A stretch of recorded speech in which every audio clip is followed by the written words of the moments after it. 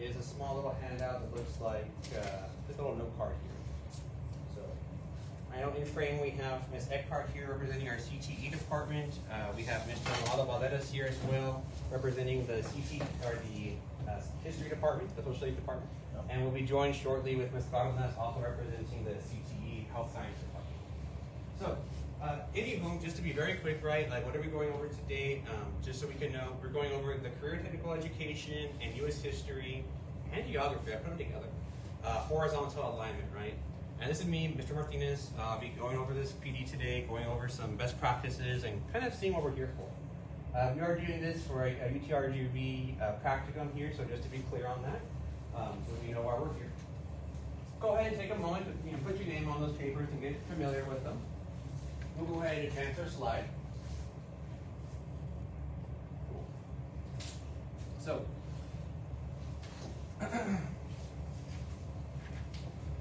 so what's the purpose? Why are we here today, right? What's going on? Well, we have our purpose up here, right? We're looking at strengthening student performance, right? We're going to be looking at how we can do some cross-curricular or horizontal learning, right? And there's a lot of things going on here. We already have a mouthful, right?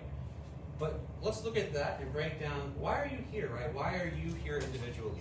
So, when looking here, it'll be next Tuesday, or when we come back to spring break. Have a good one. No problem. So, why you guys, right? Well, CT Health Science and EOC US History, right? We actually have uncovered some horizontal overlap, right? So even though we may not see health science and history, US or world history for that matter, we may not see how they're so similar, but when we look at the TEKS, which is our assessment of what we should be teaching students, how we assess learning with our EOC exams, right? Those TEKS are what they measure, right? They measure knowledge of that TEK. We find that there are some TEKS where, with a little bit of brain power, we can actually find some cross-teaching opportunities, right? So what are we doing today? Well, we're going to be looking at, hey, what overlap do we have in history, geography, and health science, right? And I put history there because I know we test U.S. history, but world history, U.S. history, they are compatible with each other. You need to have an understanding of one to do the other. 31, now loading on bus 158. Wait for that announcement. Bus 31, now loading on bus 158. Bus 31, now loading on bus 158. What we're going to do is we're going to be looking at, as a group, right, we'll have a conversation as a group, and we're going to say, hey, how can we explore different things that are historical, health related, right, that we're already teaching in our classes, that we don't want to add more things to, but that we can use an opportunity to cross-teach. Hey, I know that in history they're teaching this, I need to do something parallel with it to help reinforce that learning style. So we're going to come together, working on developing some strategies together. We have a mock lesson plan there with one of our campus improvement plans, our intervention strategies, which is our I do, we do, you do framework. We'll be talking about that later. But before we get any deeper into this, right, it's important that we all have an understanding of what we're talking about. Because we have a lot of big words here, EOC, emerging bilingual, GAP. We have a lot of these terms. So I want to take just a moment to make sure we're all on the same page with some key terms so that we're all literate about what we're talking about, right? So give me one moment while I advance the slide. And we're going to take a look at some key terms real quick. Students and staff, the senior class are selling pizza and drinks by the J area. Please stop by and show your support. Once again, students and staff, the senior class are selling pizza and drinks by the J area. Please stop by and show your support. There you are. So, some key terms for today, right? And educators in the room, just to kind of get you all in there, right?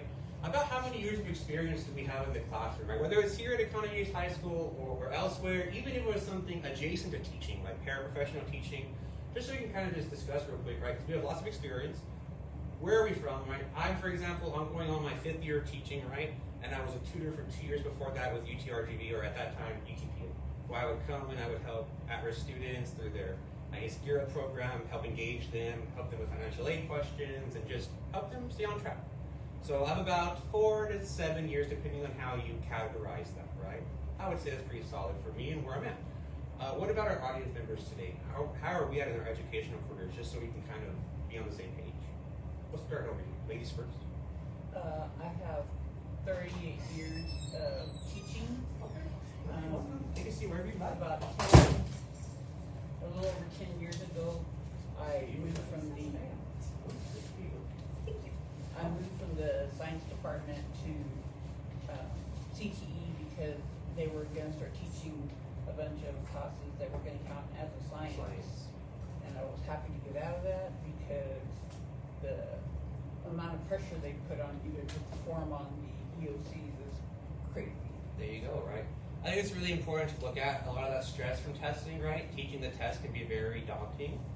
So any way that we can help teachers feel supported in that via horizontal learning, right, and whatnot, we can help alleviate some of that. So it's a very good concern, and thank you for sharing that. So over 30 plus years of experience, right, in one comment there, excellent.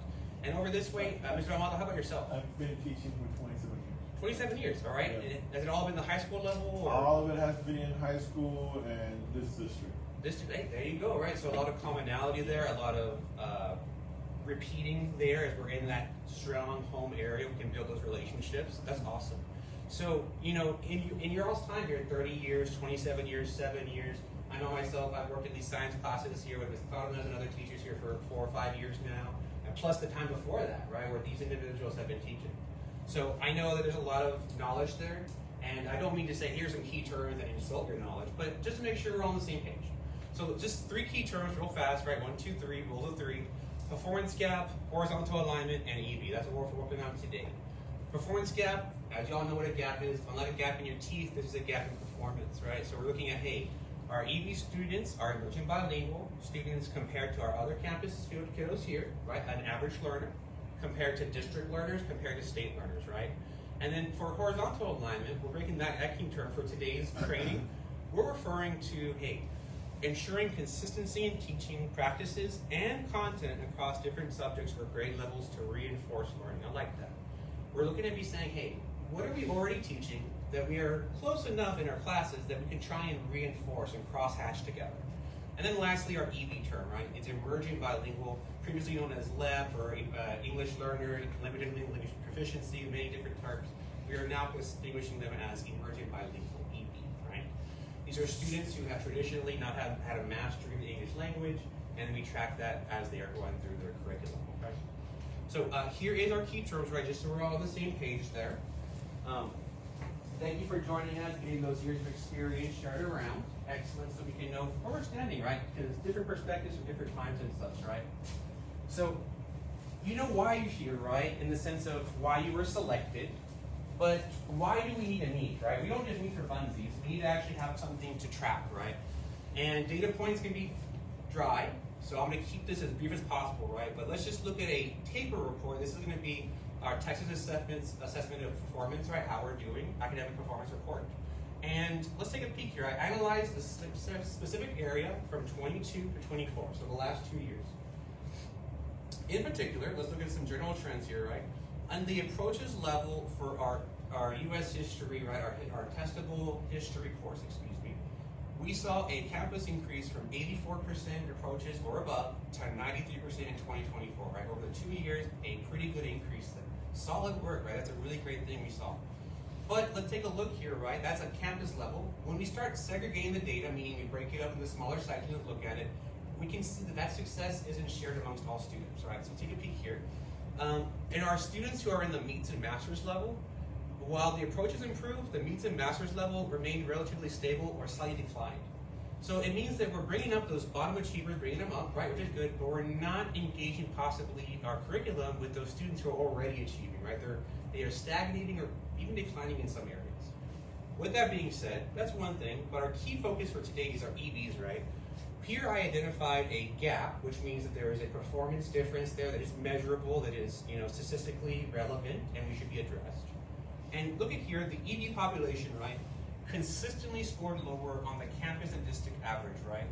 In 2013, 24, 23, 24, we actually showed a 10% gap, right, versus our district average learner, right? Which means that an EB student here at Economy East High School, on average, performed up to 10% poorer than their equivalent counterpart amongst the district, right? Even amongst other EB students. Right? So we know that these people are these individuals who are exposed to these social and economic conventions. They have these gaps, and it's our responsibility to close the gap. Right? That's what we're here for, right? I want you to take a moment, right, and just think about your EB students, right? Think about your standard class, and think if you had a 1 out of what? Out of 5, how many students do you think in your classroom are EV? Take a moment just to think about that. A 1 out of 5 ratio. What do you think? 1 out of 5, 2 out of 5, 3 out of 5? Just do some little thoughts here. Take a moment to kind of rack that in your head there.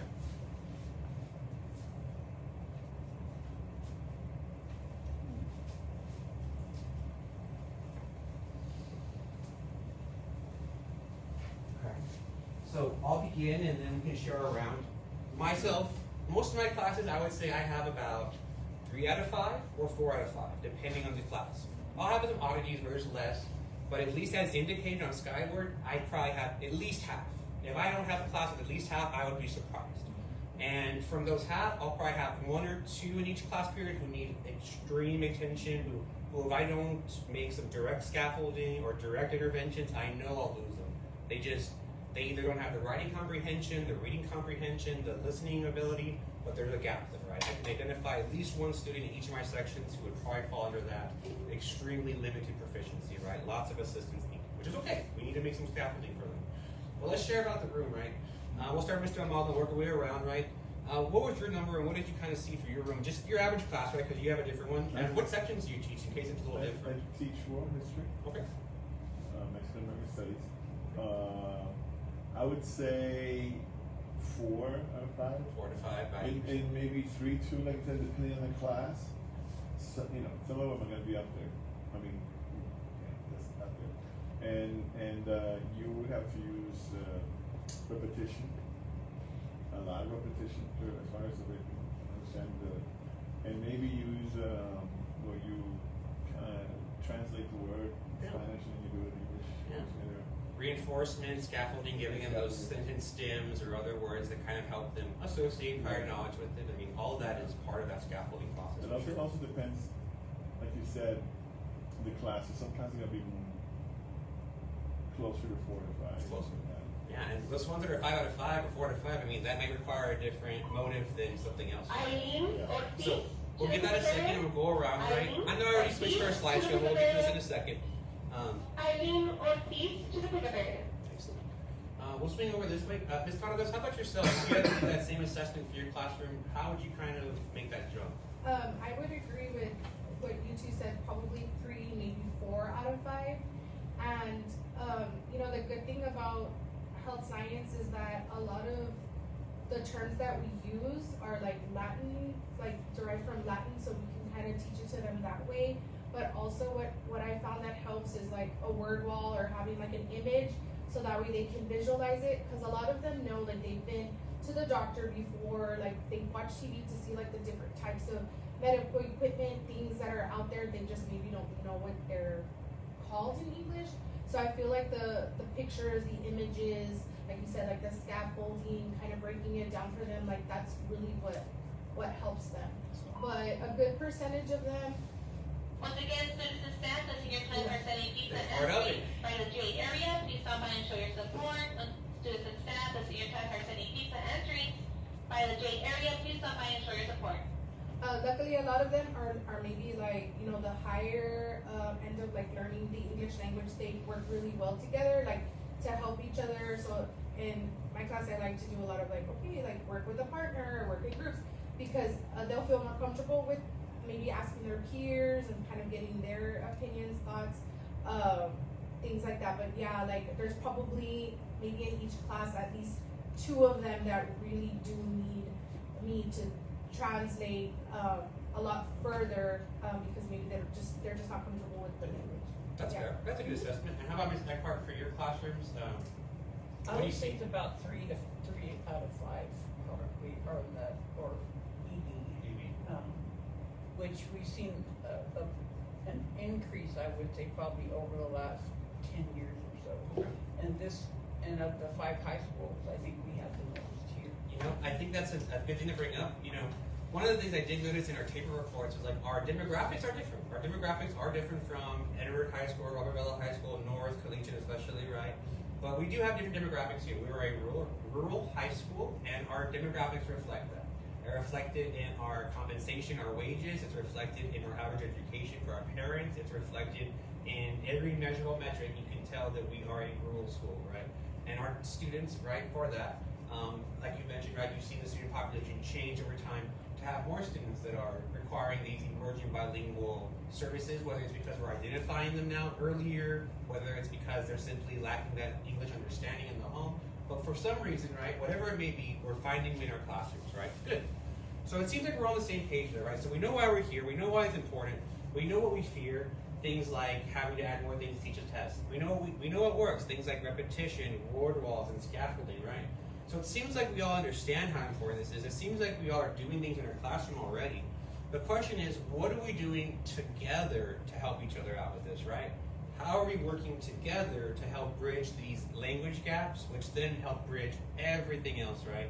Which is going to come with understanding and inferencing and thinking, and then ultimately improves test scores, right? Measurable numbers that we can look at and say, this child is learning, right?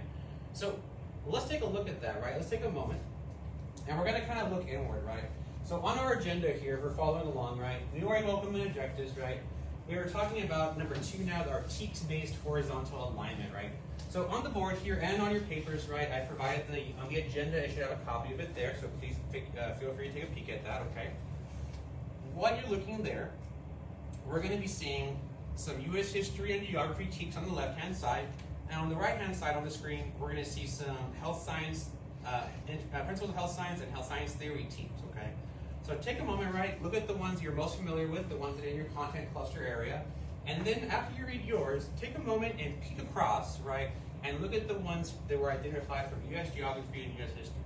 I'll give you a moment to read those so we can all critically read those and analyze them. I'm going to grab one myself so I can do it along with you.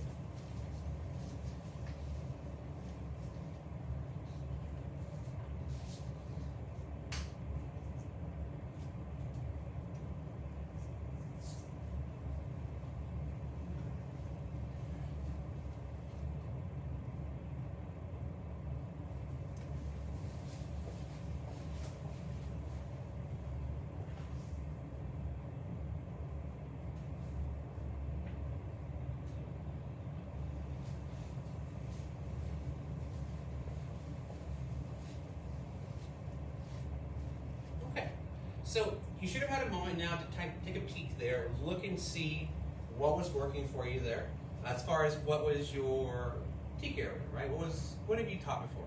So let's go through these real quick as a group, right, just to make sure we're on the same page. For U.S. history, we see one, right? Evaluate the impact of medical advancements on American society. 8A, right? And I have one identified over here for world geography.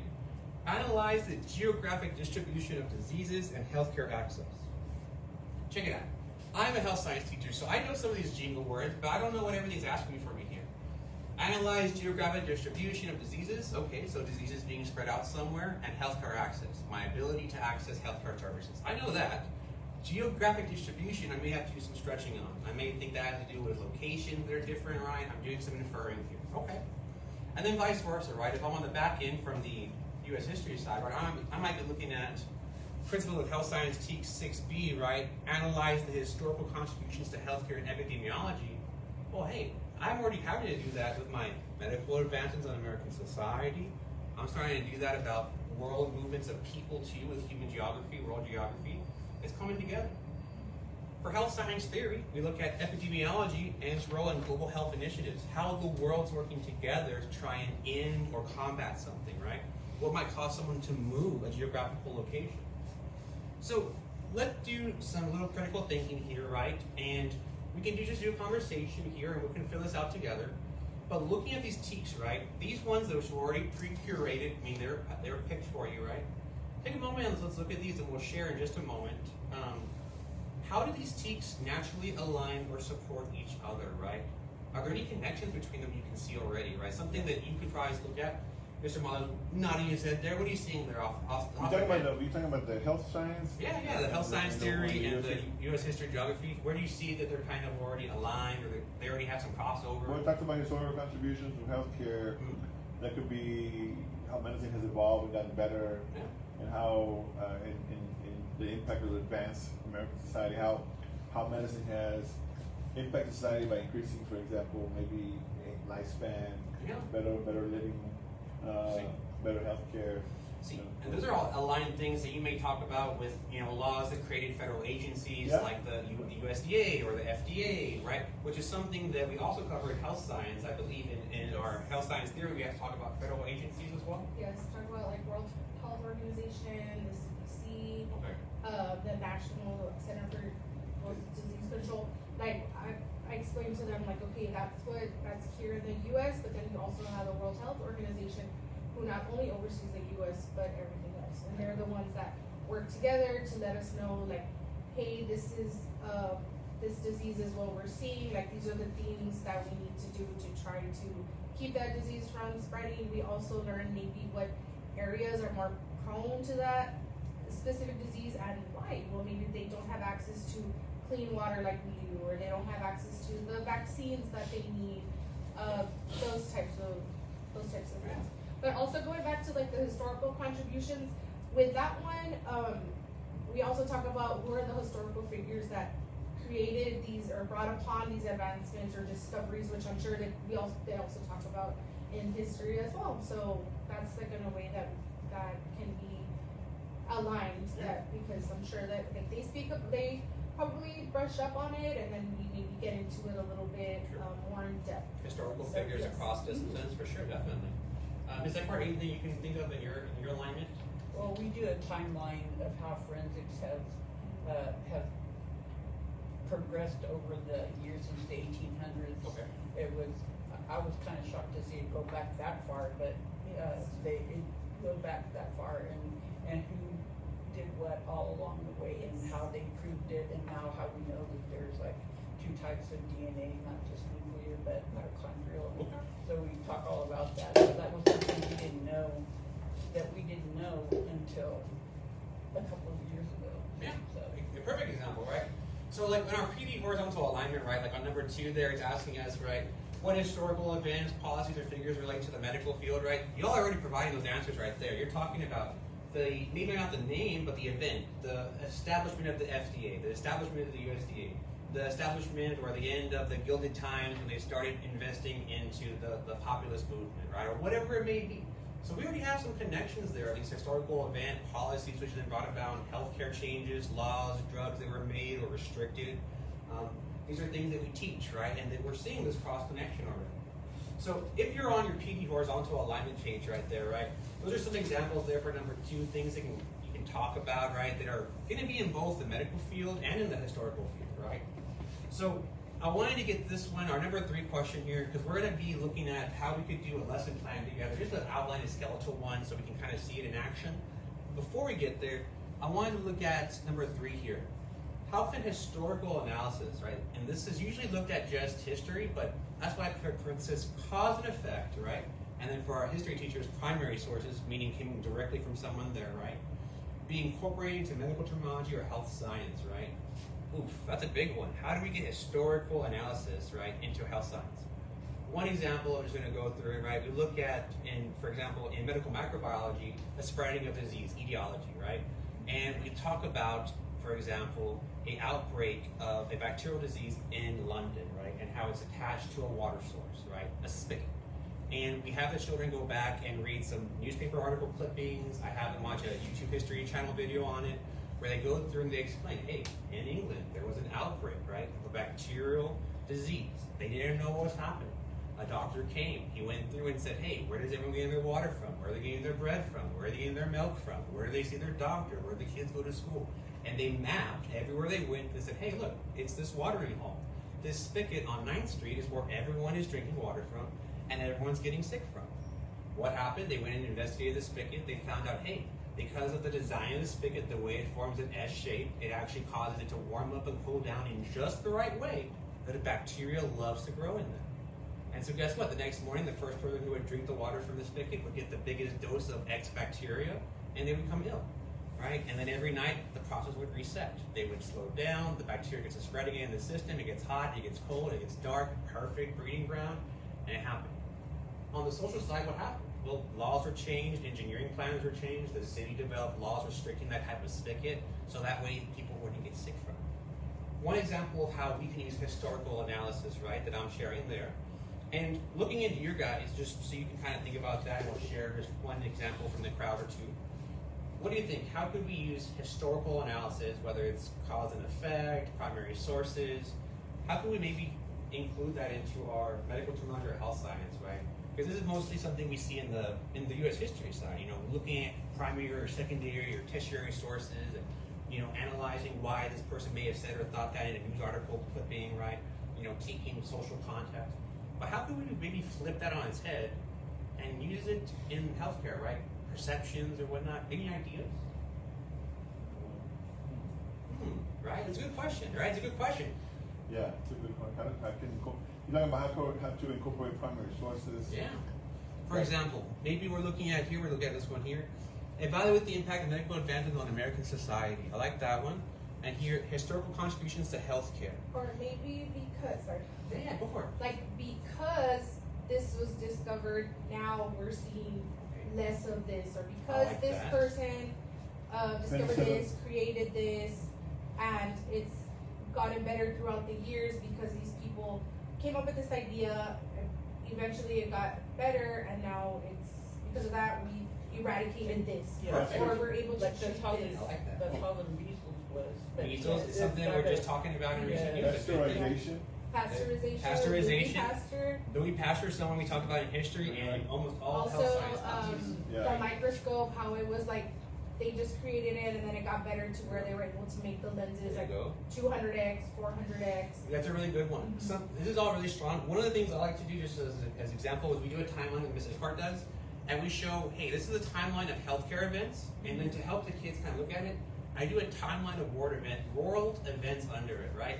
And I have them do some thinking, and we find out that whenever there's big periods of war, there's large advancements around there in social, healthcare, weapons, destruction, right? Big guns, bigger explosions, but also healthcare, right?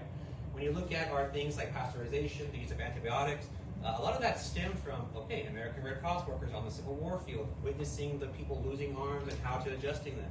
That ended up with being, hey, in World War I, these conventions about how to treat wounded soldiers, how to give them certain medicines. As soon as they get injured, we give them a shot of penicillin, we give them an antibiotic, we give them sulfur burns right on it. All of this came together from just what we said right there, right? It's that culmination of, hey, all these world factors are impacting this, right? And they're kind of feeding on each other. And it's cool to see the kids make that connection, right? Hey, in World War II, we made flamethrowers, but we also made penicillin and sulfatamoxil, another antibiotic for everyone. It wasn't until later that we actually got able to everyone's pockets, but it was created then, right? So it's interesting to see how those spurs of innovation follow those spurs of human calamity or war, right? So that's good, right? 1, 2, 3, we're checked off there, right? Check it out, guys. We're getting towards the end of it here, right? We're going to go into our section here where it says creating a horizontally aligned lesson plan. I do, we do, you do. And I know it's the end of the day, so we're going to get here and get in and out respectfully of your time and mine, right? And you'll notice this next slide is kind of blank, right? It says teach space, horizontal alignment, US, and principles, right? So you can kind of differentiate them. But I want to come up with a lesson together, right? Just pretending one, because when you take these ideas back to your PLCs, hopefully meeting with your content clusters at some point during the week outside of your Monday meetings, hopefully, you can take some of these back, right? And say, hey, we have kiddos that we've identified through DMAT, that we've identified with our testing coordinators, TSI cleared, whichever, right? And we can target these 2 TEKs, right, to get those kids that extra stability, that reinforcement we're already doing, on top of all the things that we're doing individually. So let's check it out, right? Creating a horizontally aligned lesson plan using I do, we do, you do.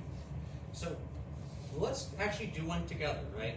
So let's go ahead and align. We're going to align the U.S. History TEKs 8A and the Principles of Health Science TEKs 6B, right? So those are the 2 we're going to align together, right? So we're going to be looking at the impact of medical advancements, and I'll leave it on the board so in case you want to leave it there, it's easy to reference. So we don't feel worried. There it is, there it is. Let your anxieties go away and we can all do it together. Okay, so looking here, right, our TEKs here we have on the board, so we're doing 8A and 6B, right? Evaluate the impact of medical advancements in American society, analyze the historical contributions of healthcare to epidemiology, the study of diseases and how they come around. one of the things in historical events I like to look back on is like famous people kids know, right? So I think about the Kennedy family, right? I think about the Kennedy family, and I think of a few things.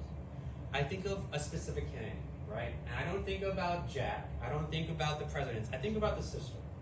Because the sister has a unique story. If you're not very familiar, the sister was thought to have been like wild, a little like dancing too much, going out with the boys too much. That was the kind of mindset of it, right?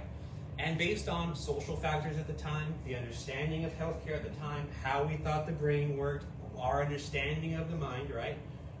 The idea of lobotomizing or doing a permanent mental adjustment, right? Physically entering the brain and causing permanent irreversible damage, right?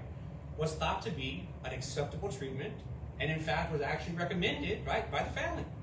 So they went, had this young lady lobotomized, right, which severely and profoundly impacted her for the rest of her life, right? She was a profoundly different person after that procedure, right? And this Kennedy, right, will go on to live on that for the rest of her life.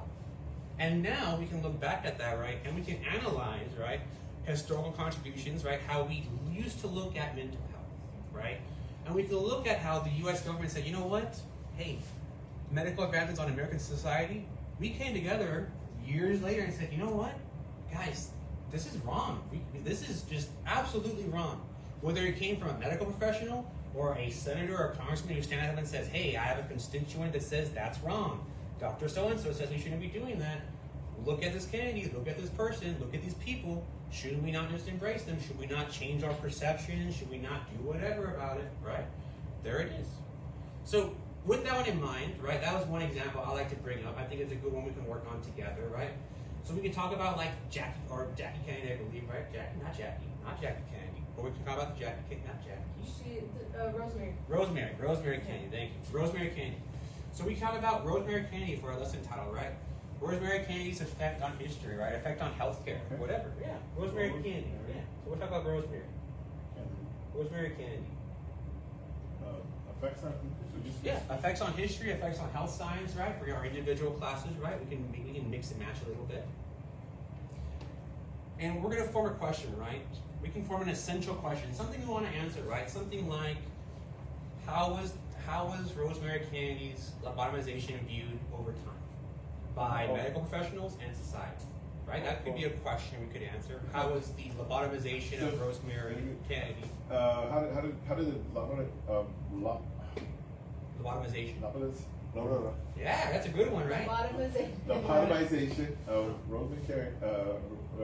Rosemary Kennedy impact how we look at health, mental health, laws, perceptions, or problems, understandings. Yeah, perfect. I mean, for history, that's a perfect understanding, right? Is that a good question? Yeah, I think it's a great question. What do you think, Ms. Eckhart? Any way you might change that a little bit? No, I would just using that, how to understand both sides of history and the medical, and then how things have progressed to where they are now. So how do we conclude? What's going to be our final essential question? So something along, and this could be a little different because we each have different motives, right? But something along the lines of, how does Rosemary Kennedy's lobotomization impact American healthcare over time? There you go. American healthcare, right? And that's a great way because you can spin that to health science or spin that to U.S. history, right? Or world history even possibly, right? Impact America, you said? Or? Yeah, give it impact America, impact history, right? Because there was international contributions from these movements, right? The U.S. often leads the way, or sometimes we fall behind. And we often have a world stage impact either way, either as a forerunner or as the world nation fell behind. One way or another, we're on that stage. Right? There's no in between for the U.S., unfortunately. We're the best or we're the worst, and that's what we get in trouble running to ourselves. Same thing with like the COVID vaccine. We were the forerunner of getting that out, and then everywhere across the globe was wanting it From us. Yeah. Okay. So we have our essential question, right? How did the treatment of Rosemary Kennedy, affect American healthcare over time and perception, whatever? Great. Some key vocabulary here, right? This is where we can have some great reach over from our word walls, right? Lobotomization, right? That'd be a big one. Lobotomy would be a good one, like lobotomy. Yeah. Lobotomy would be a good one. Not know that one, right? How do we spell that? Lobotomy, L-O-B-O, lobotomy. Oh. T-tomy, L-O-B-O, lobotomy. So we look at like lobotomy. We could look at things like Mental health. mental health. That's a good one. Mental health. Mental health. Mental health, right? We could do things like, let's see. I like the word perceptions, right? Yes. That's how we feel or think about something, right? That's both on a healthcare way, how a patient may perceive a treatment, right? If they don't believe in it, are they likely to follow through with it? Or it could be a perception, like a social perception. That Rosemary, she's so crazy, right? That's why we need to lobotomize her. And doctor says lobotomization's cool, so guess what? I say it's cool. It's not until someone else in the medical community or a senator says, hey, that's wrong, when then I start to say, oh, wait, maybe this isn't okay, right? Because now I have a person of authority telling me, hey, there's another solution that we should be looking at, right? And that starts the initial, moral confounding. What are we doing, right? Good, good. So we have some key vocabulary: lobotomy, mental health, perceptions, right? Heading 3 is good. I like to keep that rule of 3 there. So let's check it out. We now know we want to do some horizontal alignment, and we're coming down to the last 12 minutes. We're going to get this all out nice and on time. But let's work out this lesson structure, right? This is the I do, we do, you do structure, right? So whether you're a Boy Scout, whether you're a teacher, or anything in between, right? When you're teaching a skill, right, we know that the best way to do it is, hey, here's how you do it. Let me model it for you. I do, right? Let me show you how to add 2 and 2. Let me explain why this law is important. Let me show you when the USDA was founded, right? Let me show you how to look it up. Cool. And then we do the we do. Hey, I want you to show me about now the FDA. Just how I showed the USDA on the screen, or just how I showed you this law. Go ahead and now do it with me watching over you, right? I'm going to do a guided practice. And then lastly, right, we do a you do. Hey, now that I've shown you how to do it, now that you did it together with me, I now need you to do it on your own so I can see how well you've mastered this, right? That's what we're doing, right? We're doing this as an assessment, a formative assessment, so that we can say, how are you doing? And that we can get ready for our summative assessments at the end of course exam. Hey, where are you, right? So with that in mind, right, looking at our idea, hey, how does Rosemary Kennedy's lobotomization impact American healthcare? What can we do, right? Let's look at our instructions here. What background knowledge will you provide, right? What background knowledge, even if today was the first time you heard about Rosemary Kennedy, right? What content knowledge area do you already have that you can share with that, right? What background knowledge will you provide? Take a moment, break your brain if you need to, right? That's okay. To bring some, you mean to bring some prior knowledge, some background knowledge, to give it historical context, maybe kind of like talked about how during that time, people were dealing with physically removing the brain to deal with certain problems that maybe they didn't really understand.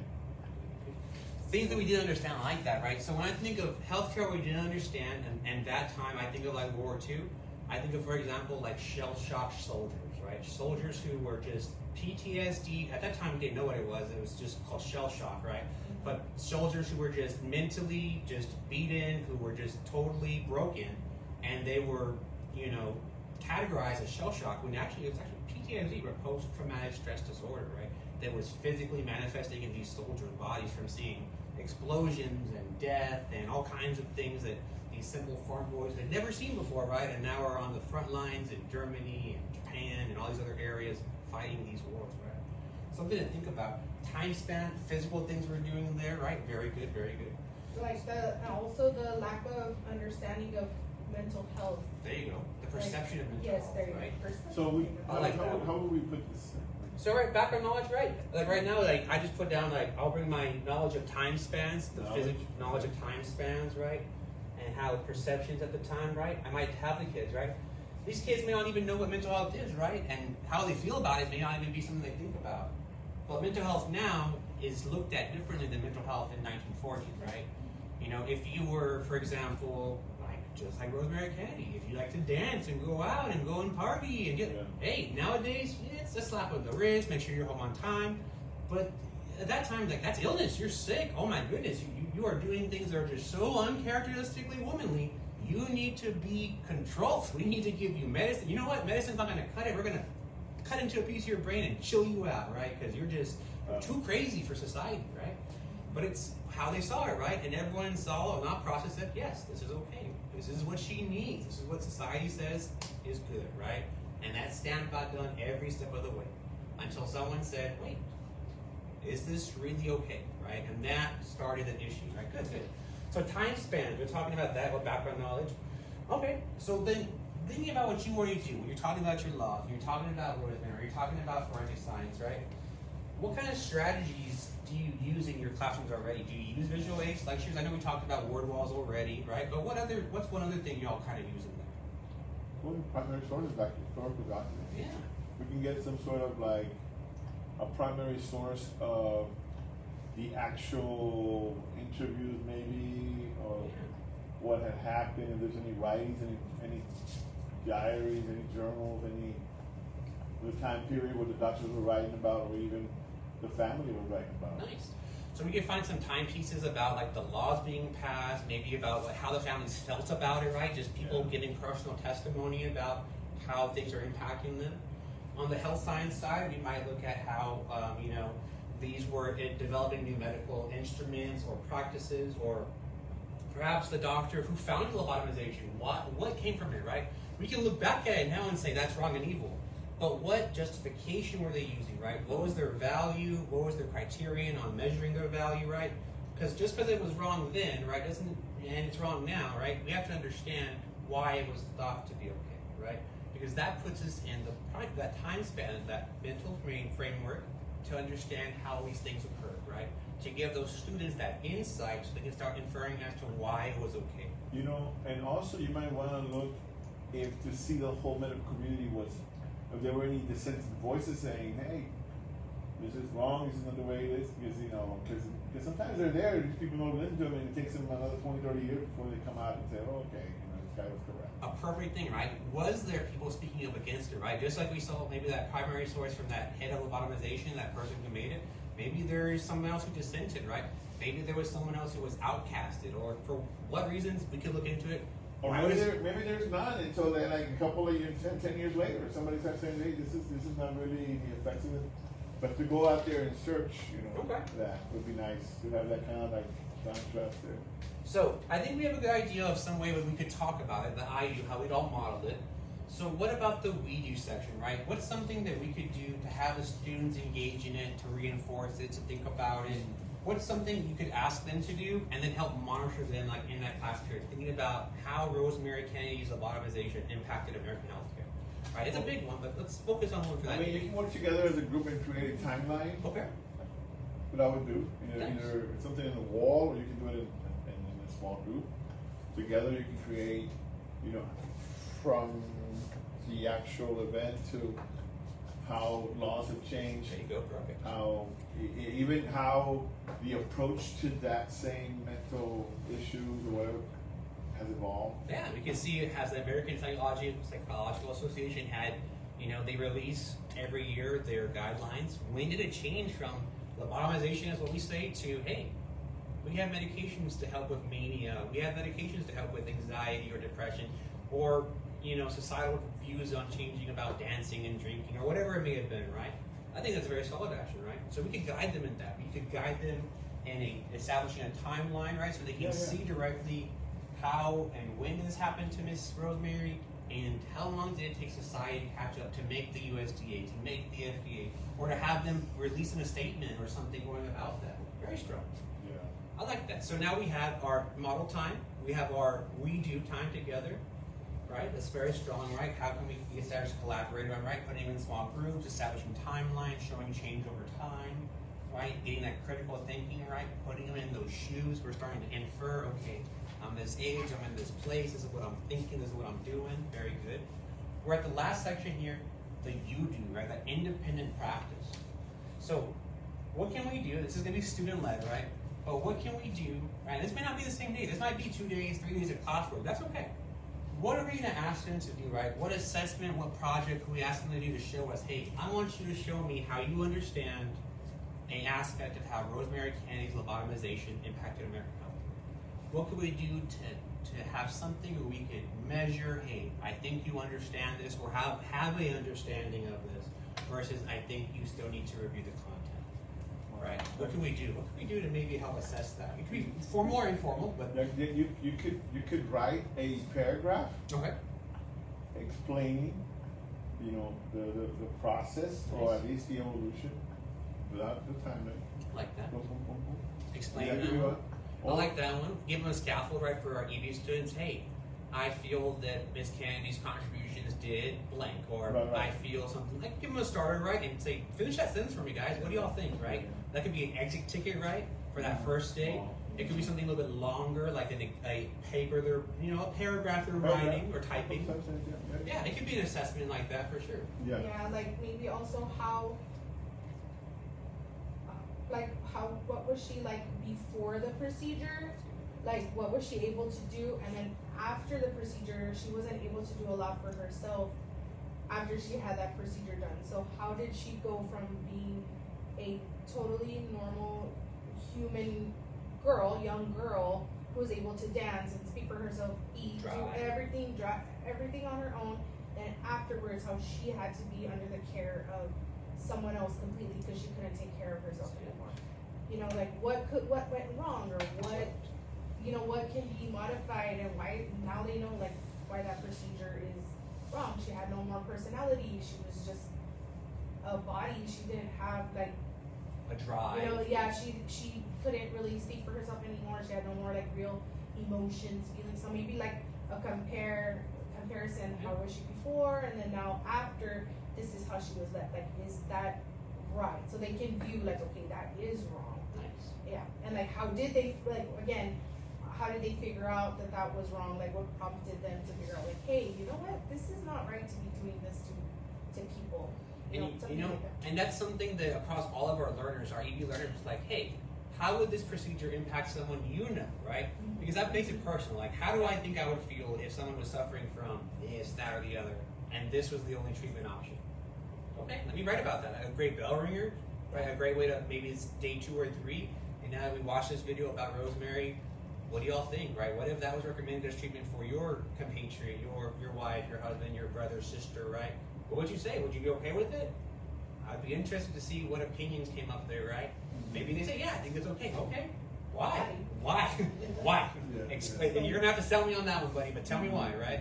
But maybe there is some profound thought, or if nothing else, there's critical thought going on as to why they're making that jump, right? Cool. So we have an I do, modeling. We have the we do, that guided instruction on the timeline. We have the you do, the individual paragraph, the assessment of a test, the exit ticket, right, all together. So we have an I do, a we do, and a you do. So to kind of help us wrap up, right, because I know it's time, right, we can see how, hey, what are we doing, right? Well, on the back end, right, and this is more of an administrative thing, we need to identify which students during our DMAC, and during our EOC testing are struggling the most. And on our end, and I say our end being administrator side, we can help support you by providing those lists of students who are underperformers. So that way, when you are scaffolding instruction, doing our horizontal learning, right, you can make sure that, hey, Rosemary, hey, Kennedy, hey, Jackie, right, you can step with them and make sure they are who have historically scored low on this TEAC, right, because we can identify that through DMAC, and sit there and say, hey, did you understand this? Let me check for understanding real quick. Let me make sure I gave you that extra scaffolding. Let me make sure that you are grabbing that. So that way, all of this, right, all of this understanding about Rosemary Kennedy can be reflected in our testing scores, right? It can be reflected in their ability to evaluate medical advancements, in their ability to analyze historical contributions, right? So not only are they able to critically engage with it meaningfully in the classroom, but they're then able to show it on their testing results too, right? Because this is everything we're doing is tied back to it, right? We don't like to teach a test, I know. But how much of the test are you really teaching right now versus drawing on your prior knowledge of Rosemary Kennedy, of laws, of association, of this? Is it as a process? Yes. Is it something that benefits our students?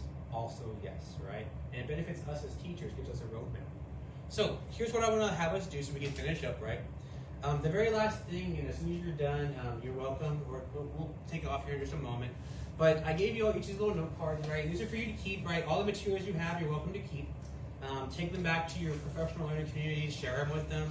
It's not something you have to start right away, but if you're covering this already, do it, right? And we can help you by providing these TEAC alignments for you already. Hey guys, every 6 weeks you want to do a TEAC alignment. That'd be something that we can give you guys, a crosswalk, to help empower you.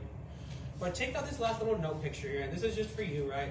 And this is just something I want you to fill out there, and if you can leave this one here behind, that'd be great. But it's just a little note card, and it has 2 questions on there. What was your biggest takeaway from today's discussion?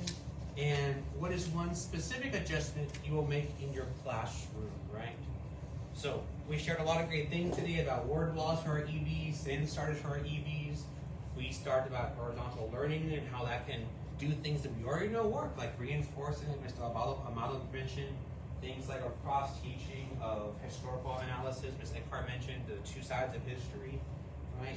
What's one thing that, post today's meeting, you're gonna, keep in mind, right? Seeing how it goes back to it. Because our goal is gonna be going back, right? All of this is gonna be helping our students get those approaches, those meets, that masters, right?